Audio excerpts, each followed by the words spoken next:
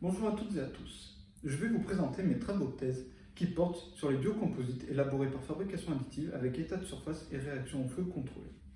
Le but de ce projet est de concevoir un matériau à la fois ignifugé et biosourcé mis en œuvre par impression 3D. Technique largement répandue en industrie car peu coûteuse et facile à mettre en œuvre. Actuellement, la majorité des propagations d'incendies domestiques est due à un manque d'inifugation des matières plastiques présentes dans les objets du quotidien.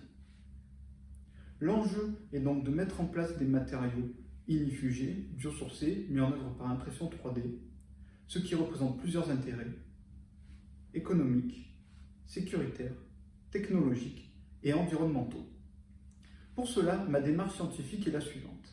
Je suis parti d'une matrice polymère biosourcée, le PLA, l'acide polylactique. Ce matériau est 100% biosourcé, compostable, biocompatible et non toxique, largement répandu en impression 3D. Malheureusement, ce polymère n'est pas stable thermiquement. Afin de l'ignifuger, un système retardateur de flamme a été mis au point, composé d'ammonium polyphosphate, APP, et de lignine. L'APP est couramment utilisé comme retardateur. La lignine est 100% biosourcée et est un coproduit de l'industrie papetière qui va favoriser le charbonnement. En favorisant le charbonnement, on va protéger et isoler la matière non dégradée grâce à une couche charbonnée, inerte et expansée.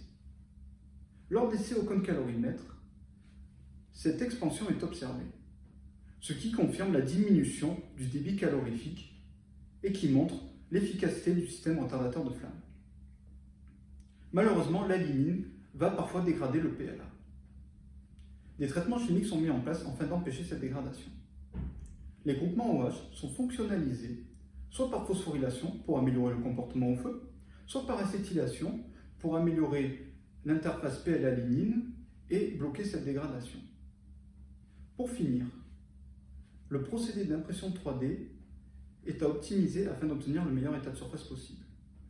Les paramètres machine, les propriétés viscoélastiques du matériau et l'interface charge-matrice sont des points clés qui vont permettre d'optimiser ce procédé. Pour conclure, les biocomposites élaborés sont ignifugés.